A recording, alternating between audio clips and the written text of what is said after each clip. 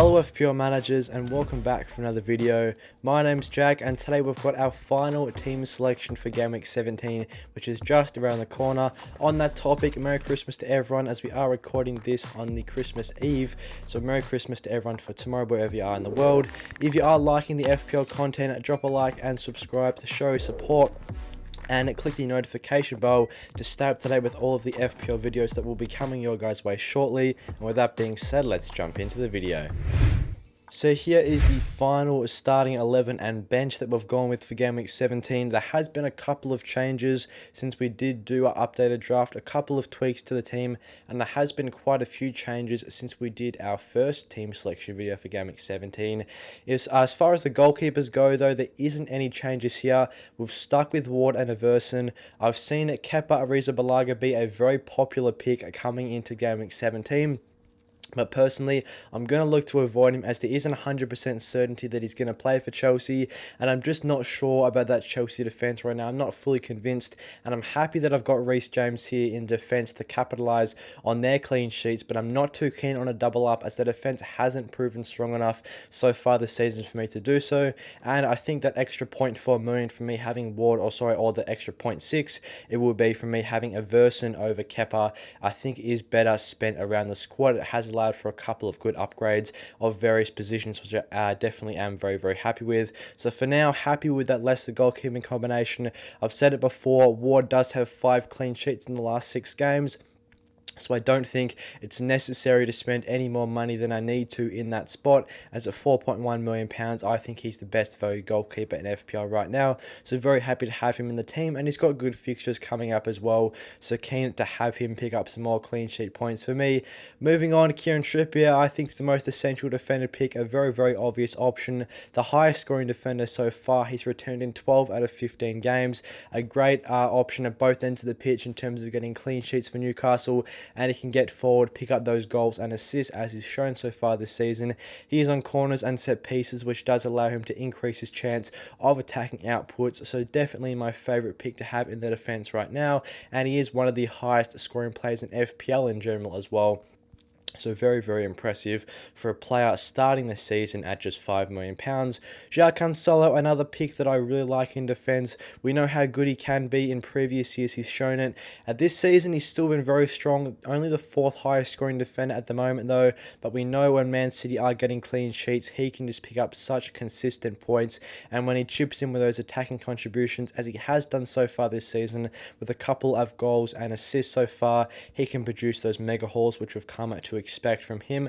And Man City do have some pretty good fixtures coming up as well, with 2 great fixtures in the next 2 weeks, and Leeds away being their fixture in Game Week 17. So I do think Cancelo, probably the second most essential defender pick right now. I'm a massive fan of him, so he's in the squad. And this week, Ben White does start. I think he's a great pick in that Arsenal defence. I have seen a couple of other people look to either Gabriel, he's been a very nice pick for them, or even Saliba as well. But I think Ben White at just 4.7, a nice cheap alternative. He's provided 5 consecutive returns for Arsenal with 1 assist and 4 clean sheets in his last 5 matches. So for that reason, I'm very happy to have him in the side, and he can rotate very well in and out of the team with Reece James, as in the weeks where Chelsea don't have a good fixture, Arsenal do have a good fixture, so they can rotate in and out of the squad very nicely as we switch to a 3 and 4 back formation throughout the remainder of the season. And then that does bring me to Reece James, who is the only Chelsea asset we have in defence here, as we haven't gone with Kepa, which we touched on. We all know Reece James hasn't been the best so far this season, with just 1 goal, 1 assist and 1 clean sheet. He has recorded this in 6 starts though, averaging a return every 2 games, which definitely isn't the worst, but we know he can be a lot better as he's shown in previous seasons. And with Chelsea having some great fixtures plus a double game week coming up fairly soon, I think he could haul in the points. And with Bournemouth at home in Game Week 17, definitely keen to cash in on a Chelsea clean sheet if they can do in this one. And of course, Reece James always does have that good attacking potential as well, as he's shown this season with already 2 attacking returns in his first 6 starts for Chelsea. Moving on to the midfielders, the main change to the team has come here as Mo Salah does accompany Bukayo Saka and Gabriel Martinelli in a midfield 3 in Game Week 17. First of all, discussing Saka though, he's been another change that we've made recently to the side. We have upgraded Almiron to Bukayo Saka by shifting a couple of other transfers around, and the team have freed up some money to make this move. So I do really like Bukayo Saka here. I think he's a bit of a more consistent performer than Almiron, as I'm not sure how Almiron's going to go after this World Cup break. Obviously, he was absolutely superb for Newcastle in the previous 7 to 8 game weeks before the World Cup break, recording 71 points over this period, but he didn't show much form in previous seasons before this or in previous game weeks before this season. So I just prefer Bukayo Saka. He's shown it in the past. He's been a consistent returner for a while now. 11 attacking returns this season is a pretty decent output from him. And with Gabriel Jesus out of the side, Saka is definitely going to be on penalties and will continue to stay on penalties for Arsenal, which does make him an even more tempting option. Also, Arsenal do have an extra chance of a double game week in game week 21, and they already do have a double game week confirmed in game week 23. But according to Ben Crellin on Twitter, Arsenal could have a potential double game week in game week 21 as well, which just makes the assets even more tempting, and that is why we do have a triple up of Arsenal assets in the team right now, as even outside of their double game week fixtures, they do have very good single game week fixtures as well. And then that brings me to Mo Salah. He's been the main change. De Bruyne has departed the squad. Mo Salah's come in. I really like Mo Salah's expected stats compared to Kevin De Bruyne. Salah does have around 11 expected goal involvements this season compared to De Bruyne's 10, but Salah's XG is a lot higher, as De Bruyne is more of an assister. Salah, of course, more of a goal scorer. He is going to be on penalties for Liverpool, which of course De Bruyne won't have for Manchester City, so that does make Mo Salah a little bit more tempting, and that's why I've gone with him here. He does have a good fixture of Aston Villa away as well, so I'm keen to have him in the side for that fixture, as we already have the Man City attack ticked off with Erling Haaland in the forward line. So I do like Mo Salah in midfield. And then Gabriel Martinelli does run out the players in the middle of the park. There was talk from the Arsenal manager that Martinelli could play in a more central role, which definitely does increase his attacking appeal, as if he can get central, he's going to get more service, going to get more shots off. He already does have one of the highest shots amongst midfielders so far this season, and for a player of his price at just 6.8, that is a very, very good output. And if he's going to be getting in even better positions now, that just makes him even more tempting. He does look to be one of the better value players in the middle of the park as well. Between him and Almiron at that cheaper price for midfielders, look to be some of the highest scorers and highest predicted scorers across the next 5 to 6 game weeks. So definitely very happy to have Martinelli. And as we touched on with Bukayo Saka, they've already got the double game week in game week 23 and a potential double game week coming up in game week 21 with great fixtures in between now and then. So that's why I do like the double up on the Arsenal attack and the triple up on Arsenal in general. Looking to the forwards now, Erling Haaland does remain in the team. No surprise there. He's a great pick, the highest scoring player in FPL so far this season, and he does take the captain's armband against Leeds away in game week 17. However, defence that have struggled once again so far this season. There are a couple of other decent differential captaincy options, whether you're liking Mo Salah or even Darwin Núñez, they could be a good pick. Kevin De Bruyne as well is always there as a nice differential, but right now Erling Haaland is our captain. He looks to be the best FPL premium option right now, and that's why he's in the team.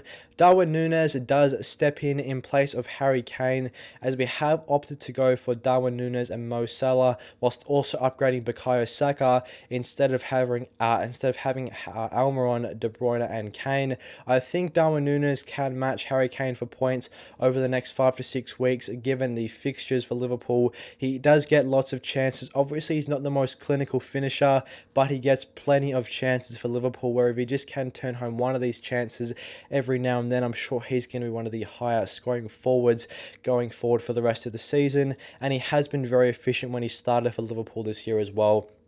So if he can continue that form and can continue getting into those good positions, getting chances, there's no reason why he shouldn't have more goals. He does have a pretty good XG per 90 as well, as amongst players he does rank in the top 5 for XG per 90 of all players that have played at least 500 minutes this season. So for that reason, I think Darwin Núñez is a great pick. He does actually have a higher expected goals per 90 than Harry Kane this season, so that is another good reason why I've gone for Darwin over Harry Kane. Obviously, I've been a massive fan of Harry Kane so far this year, but I've opted to go for Darwin Núñez here as a more differential pick. And then Mitrovic does round out the forward line as my favourite cheaper forward option right now. He's registered some of the most shots on target for forwards so far this season, and he has returned 3 goals in his last 4 starts for Fulham, carrying some decent form into the international break. And Fulham do have some good fixtures coming up, as well as a double game week coming up fairly soon. So for that reason, I think jumping on Mitrovic is a great decision. Then looking over to the bench, Everson, as we touched on, remains as the sub keeper instead of Kepa. I just prefer spending that extra 0.6 around the squad, and as we have been able to upgrade Almiron to Saka and De Bruyne to Salah, this is definitely a more preferable option, I think, rather than going for Kepa and a Chelsea double up in defence. Rodrigo, we've touched on before, I think he's a great differential midfielder. He's got less than an 8% ownership right now. He should be good to go for this Manchester City fixture. He did get flagged recently by FPL, but even if he does miss this game, no stress, as he is on our bench anyway, and he should be good to go for game week 18 onwards at the time of recording. So definitely very happy to have Rodrigo in the team. He did get 5 goals in his previous 4 matches and is the highest goal scoring midfielder so far this season in FPL. And Leeds fixtures from game weeks 18 through 25 all have an FTR rating of under 3. So definitely a very tempting differential pick, and we've got him in the midfield, and I'm hopeful that he can provide great attacking returns for us over the next 7 or so game weeks with very good fixtures. And then Andreas Pereira does sit there at £4.6 million on the bench. He's definitely the best player at around 4.5 to 4.6 to fill the bench in midfield. As we touched on with Mitrovic, Fulham do have the double game week coming up. So if you are looking for a differential player to start there, Andreas could be a good pick, as most people will have him on the bench. He can chip in with those occasional attacking returns as well, which can be very handy if you need a player to come off the bench. Andreas is such a nice asset. He does have a very good average attacking positioning, for Fulham, as he does get pretty far forward from open play. And that brings me to Bueno, who is the final player here. I am most likely going to switch Bueno to Patterson, as I do think Patterson has a higher chance of starting than Bueno. Obviously, Bueno did start 5 consecutive games for Wolves before the World Cup break, but with Johnny and Aït-Nouri set for returns to the Wolves side shortly, I think Bueno could drop out of the team, and that's why I'm more tempted to go for Patterson, who is probably the most consistent starter out of all 4.0 defenders. Whether that's Nico Williams or Bueno, I think Patterson is most nailed on for those minutes. And Everton do have some okay fixtures coming up and haven't looked the worst defensively so far this season. They haven't conceded a massive amount of goals. Despite not getting clean sheets, they haven't conceded too many. So that's why I'm most likely going to switch Bueno to Patterson before the game week 17 deadline. So definitely expect that change. Bueno is currently listed here, but I definitely do prefer Patterson at 0.1 more, as by making a couple of changes in the teams, namely Darwin Núñez in for Kane, we have freed up a little bit of money to make this move possible.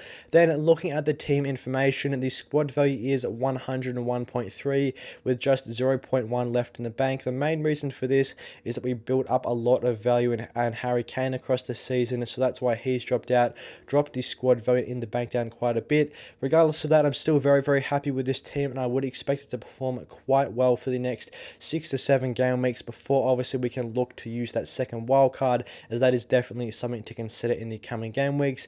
Quickly looking at the overall rank, it is 685k in the world right now. Not the best, but also not the worst. Obviously, we are going to be looking to push a bit into the top 100, top 50k in the second half of the season, as I definitely am very hopeful for a rank rise over this time. And that is pretty much how the team looks for game week 17. Thanks for watching today's Game Week 17 final team selection. I hope you guys enjoyed the video, and if you are looking forward to some more FPL content, click the like button and subscribe as well.